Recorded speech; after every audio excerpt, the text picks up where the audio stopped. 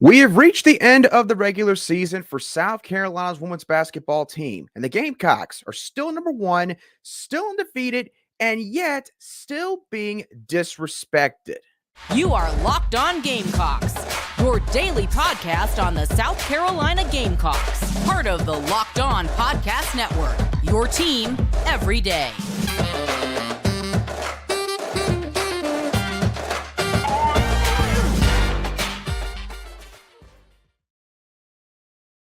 Hello, Gamecock Nation, and welcome back to the Locked On Gamecocks podcast. I'm Andrew Line, the host of this podcast, and also the lead publisher for Gamecock Digest over on Fan Nation. Thank y'all so much for making the Locked On Gamecocks podcast your first listen or watch for your team here today. We are free and available both on YouTube and wherever you get your audio podcasts daily. This episode is brought to you by Nissan. Are you the kind of driver that likes to push things a little further? Ever wonder what adventure could be around the next corner? Take the Nissan Rogue, Nissan Pathfinder, or Nissan Armada and go find your next big adventure. Check them all out today at nissanusa.com. It's been a couple of days since we've had a show, and I do apologize to all of you who've been waiting for a new show to come out. Admittedly, I just needed a little bit of a break because this month is going to be a hectic one for South Carolina across all the sports that are going on right now. And we're going to talk about pretty much all the major ones on today's show. We're going to talk about the baseball team and why this past weekend's two-game series against Clemson is a bit of a concern when it comes to their offense. We're going to talk about how Lamont Paris and the men's basketball team could still win the SEC regular season championship outright. And to start today's show, we're going to talk about how South Carolina's women's basketball team is still being disrespected to a certain degree. Yesterday afternoon, the Gamecocks officially secured an undefeated regular season for the second straight year in a row. And yet it feels like that it's not getting quite the attention nationally that it deserves. What made me think of this was when I went on X the other day. I was up in Clemson at Kingsport Stadium to watch game 2 of that baseball series between South Carolina and the Tigers. And I came across this tweet right as I was getting ready to leave the ballpark. The tweet was from Cora Hall, who is a writer for the Knoxville News Sentinel, writing for the Tennessee Volunteers, covering the women's basketball team. And this is what she had to say about yesterday and the media participation in the post-game presser. Quote, "Just reflecting on today, and I get that there are a lot of things going on, but I think it's kind of wild that South Carolina just completed back-to-back undefeated regular seasons and not a single national media member was here to cover it." Cora brings up a great point that I want to dive into here. Now, when she says a lot of other things going on in that quote, here's what she was referring to. Iowa's Caitlin Clark broke the Division I scoring record for both men's and women's on Sunday afternoon. Pete Maravich held the record for decades upon decades, and now that record has been broken by Caitlin Clark. And she was also playing in a matchup between the number 6 Iowa Hawkeyes and the number 2 Ohio State Buckeyes. So clearly a top 6 matchup, a chance to break an all-time scoring record that probably no one thought could be broken for a very long time. You can understand, objectively speaking, even as a South Carolina fan, why that would get so much national media attention. It deserves national media attention. But to the point where South Carolina doesn't have a single national media member down here in Columbia for a matchup between the Gamecocks and the Lady Volunteers, whom, yes, might not be the same program that they were under Pat Summitt several years ago, but is still one of the most prestigious programs in all of women's college basketball. And the Gamecocks had a chance to secure another undefeated regular season, yet no one got sent down here. That, in my opinion, is just ridiculous. It truly is ridiculous because, look, we're not going to focus on Caitlin Clark. Again, I admit she absolutely deserves a lot of the glory, a lot of the attention that she has gotten for what she accomplished yesterday. But I do want to focus on what South Carolina has done. Let's think about the parity that exists in women's college basketball now. This is no longer a sport where a team like a UConn, or now in today's age, South Carolina, for example, can just go undefeated for 3, 4, 5 straight seasons in a row and win a national championship every single year and have no legitimate challenger come from anywhere in the entire sport, from any of the conferences. It used to be that way about 10, 12 years ago. That no longer exists.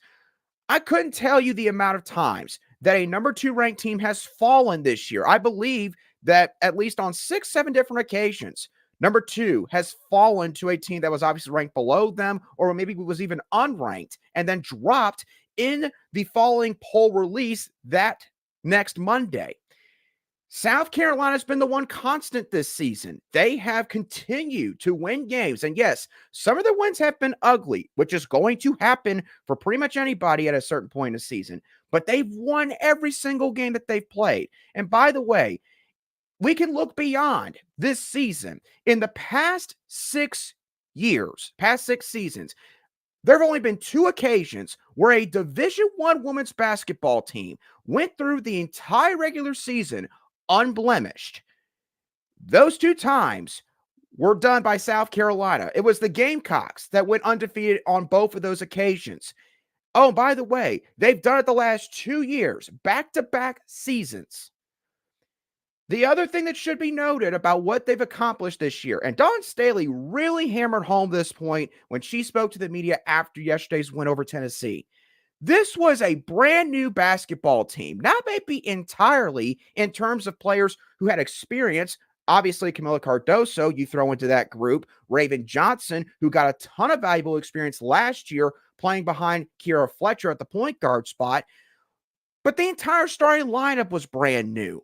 Okay, you have a true freshman Malaysia Fulwiley, who was one of the top scorers on this team. Someone in Tahina Paopao, who was experienced, but played in the Pac-12, had to learn how to deal with the physical play, I would say maybe the more physical play that the SEC does offer in this sport.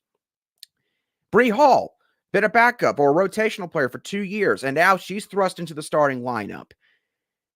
And everybody has made a massive impact. They did not have a bit of drop-off in terms of the production. And Dawn Staley has admitted this herself. Back in the summertime, she did not think that that was going to happen. She saw this team losing multiple games in the regular season before it ever began. And it didn't happen.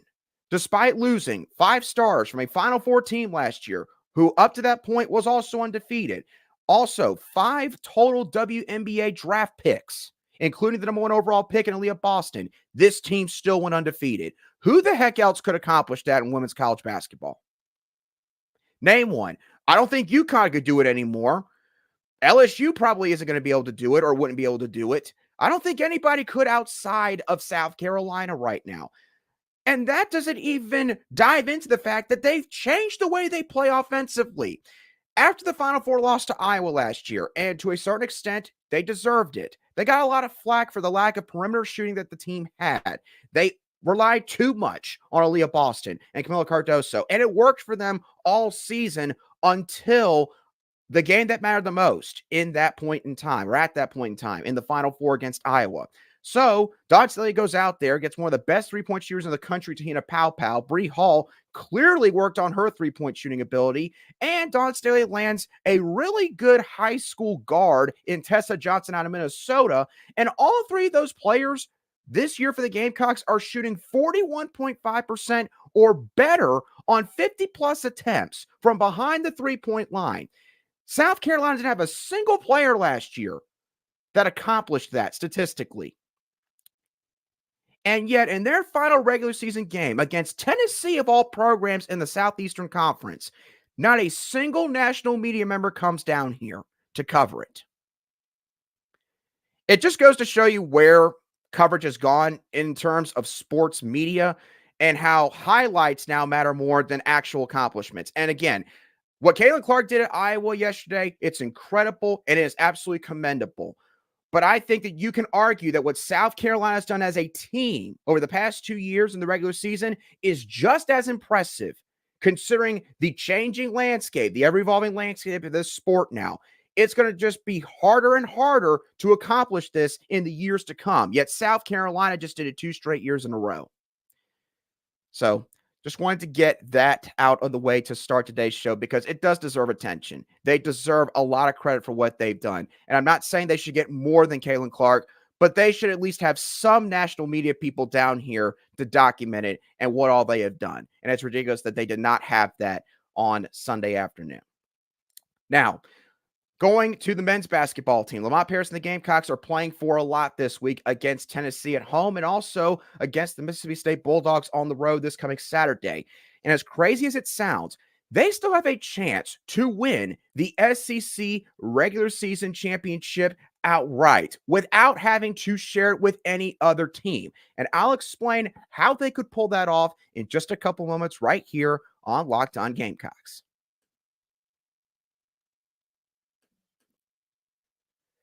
Today's show is brought to you by Nissan. Are you the kind of driver that likes to push things a little bit further? You ever wonder what adventure could be around the next corner? Our friends at Nissan have a lineup of SUVs with the capabilities to take your adventure to the next level, starting with the 2024 Nissan Rogue, which is perfect for city drives and great escapes. It also has class exclusive Google built-in, which is always updating to call on almost anything for you. Gone are the days of connecting your phone. Google Assistant, Google Maps, and Google Play Store are built right into the 12.3-inch HD touchscreen infotainment system. You've also got the 2024 Nissan Armada, which will change what you expect from a full-size SUV. Picture a rugged 4x4 that can seat up to 8 in first-class luxury and style. Also, it can tow bigger and explore further in the 2024 Armada. Take the Nissan Rogue, Nissan Armada, or Nissan Pathfinder and go find your next big adventure. ShopUSAtoday.com.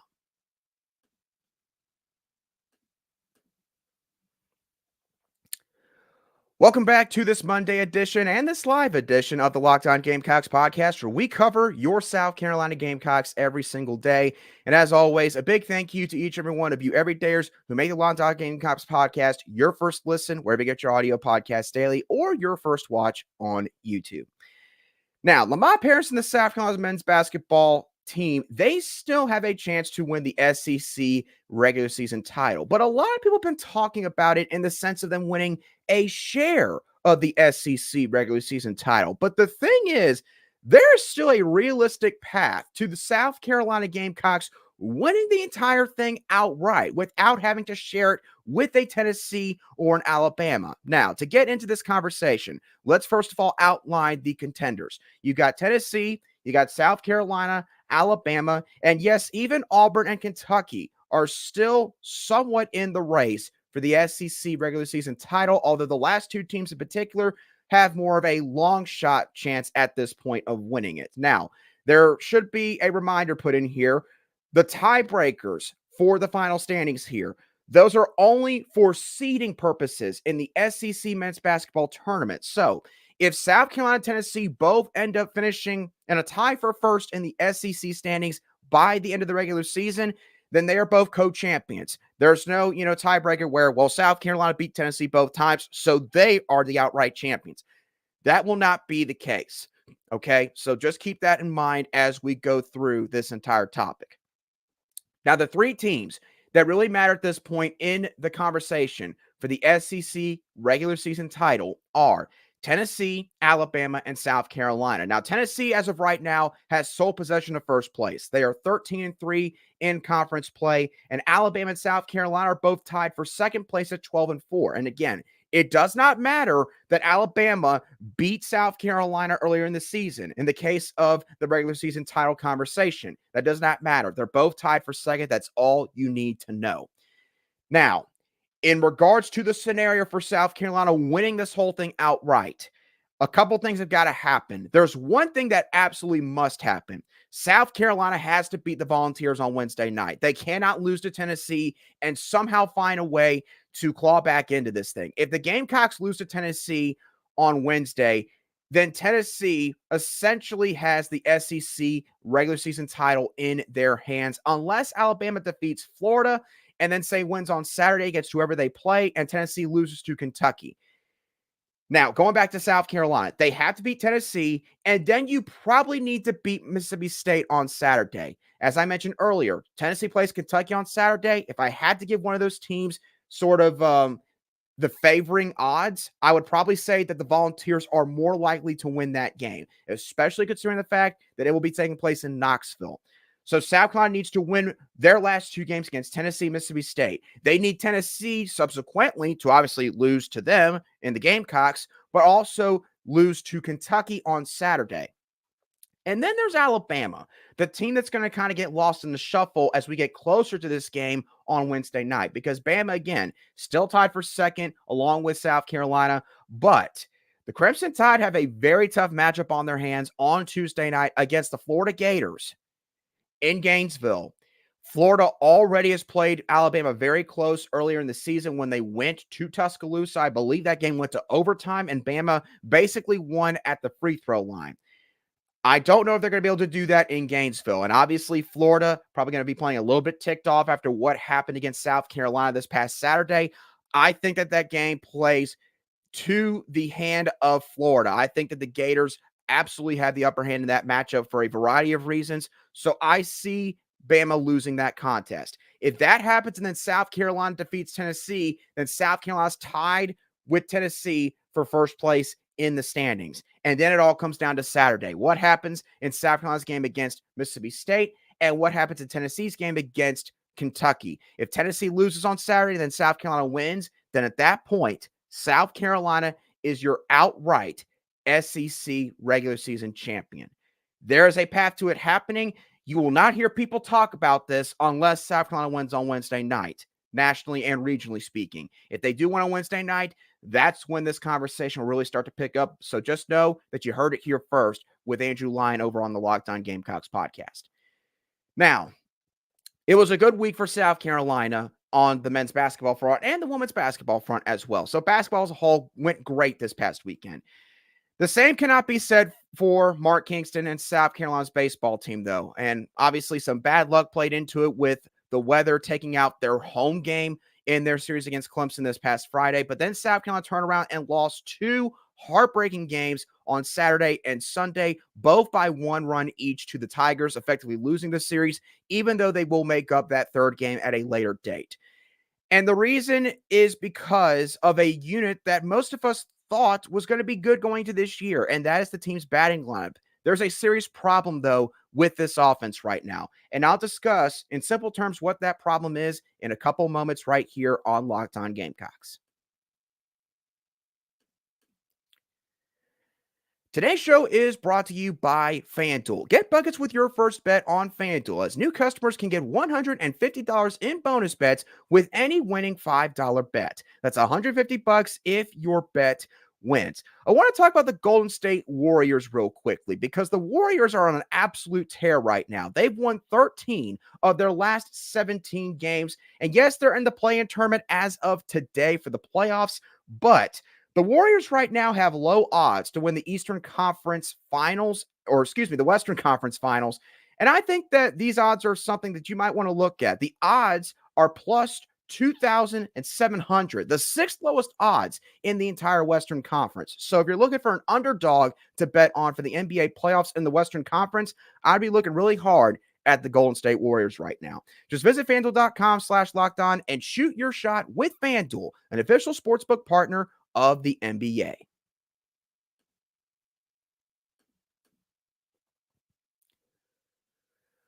Welcome back to today's edition of the Locked On Gamecocks podcast, where we cover your team every single day in just 30 minutes. All right.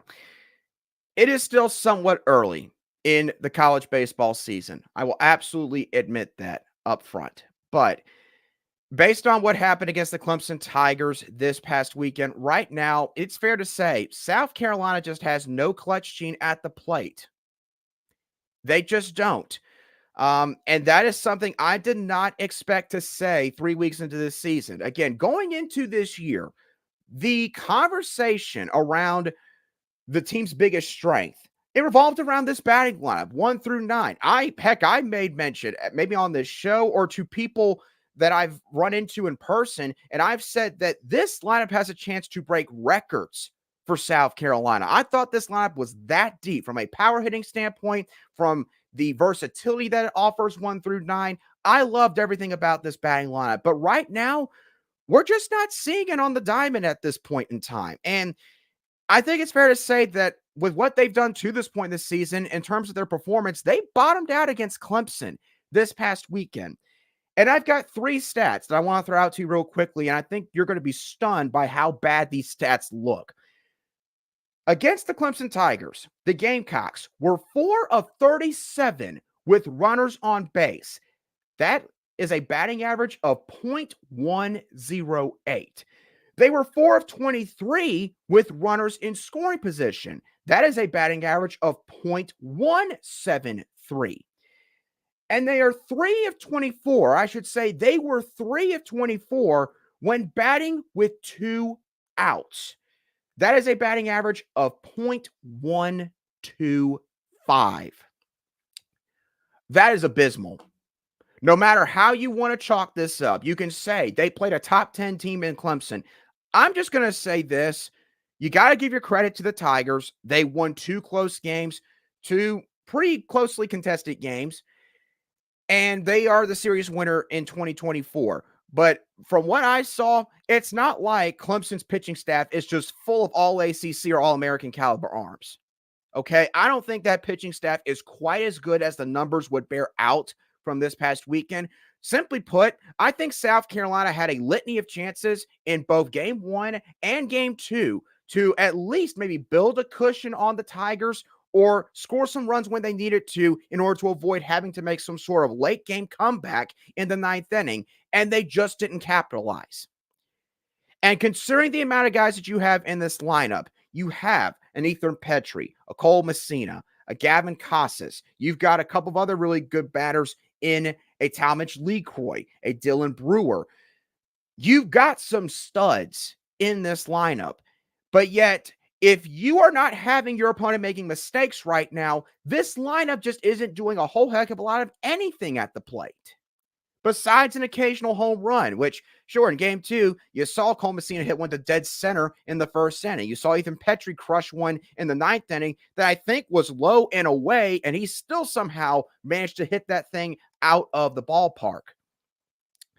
But they lost both games by 1 run. And that is almost the most frustrating thing if you're a South Carolina fan, is that this team, it's not like South Carolina got blown out in these games. They lost both games by 1 run, one of them in extra innings.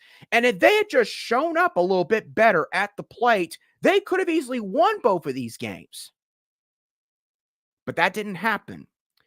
So the tough thing with baseball is this. You can't just sit there and yell at, scream at guys, like maybe you would in football, and somehow that makes them better. Like in football, you can kind of see how that motivational style can get guys kind of going. But in baseball, it just doesn't work that way. Baseball is a really tough sport because the onus of figuring things out, trying to solve problems, it doesn't just lie on the coach. Quite frankly, there's an equal amount of responsibility on the player, if not more so on the player, because you know what your mechanics are. You know what your swing looks like. Sure, the coaches can give you suggestions on how to change your approach and things that maybe you might want to tweak. The issue that I have, and the reason why this is such a concern for this team right now, is you've got multiple guys that need to look in the mirror and look at what their swing looks like right now and probably need to change some things. Some guys that you would have not expected to have said in that regard. So they've got time to fix things. But, I mean, the series against Clemson is the barometer for where are you in terms of being able to compete in the SEC. The SEC is the best conference in all college baseball, has been for a long time, and will continue to be the case for the very long future. But right now, this baseball team, if they're going to bat like this and put a lot of the responsibility of winning these games on the pitching staff, this team probably will not be a top 16 national seed, and they might even be lucky to host a regional. Actually, they both go 1 and the same. So they might even be number 2 seed. I guess that's my point. They might not even host a regional. And that is something I did not think we'd be sitting here saying 3 weeks into the season. Now, I get it. Some of y'all who probably know baseball better than me, you might sit there and say, you need to pump the brakes on this. You need to give this team more time. But I'm sitting here like, at some point, when are we going to see his batting lineup wake up? Like, you got to play Miami of Ohio and Belmont before you played Clemson. Two teams that, Belmont, sure, they're okay. Miami of Ohio, not really that great. You didn't do a whole lot against them in terms of stringing hits together. And I was worried about that coming into this series. I said that this past Wednesday, and then they turn around and do this against Clemson. It is a massive concern, in my opinion, at this point. Mark Kingston told us after the game he is not worried. He expects this batting lineup to get going at some point. So I give him credit for that. He is backing his guys 100%, and he should do that as the head coach.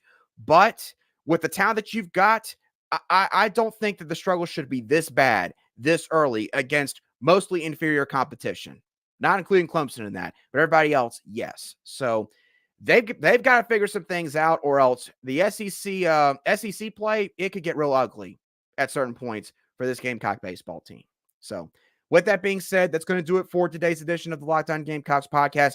Thank you so much for tuning in. As always, I really, truly do appreciate it. And again, really sorry that there was a little bit of a long break at the end of last week, but I really had I gotten burnt out, and I really needed a day or two. It's going to have to be something I'm going to have to do better at moving forward, and especially letting all of you know whenever a day is coming that I might just take the day off just to give myself a bit of a reprieve and allow myself to sort of recollect my thoughts in order to make sure that I'm putting out the best shows for all of you, which is my overall goal at the end of the day. I want to be accurate. I want to be energetic. And I also want to put together good shows that you all are going to want to listen to for as much as 30 minutes of your time, which I always do appreciate. So I wanted to just reemphasize that once again. But with today's show, let me know your thoughts on Sacramento's women's basketball team. Do you think that they're still being a little bit disrespected by the national media? What do you think about the men's basketball team and their chances to win the SEC regular season title outright? Do you think that it's a realistic possibility?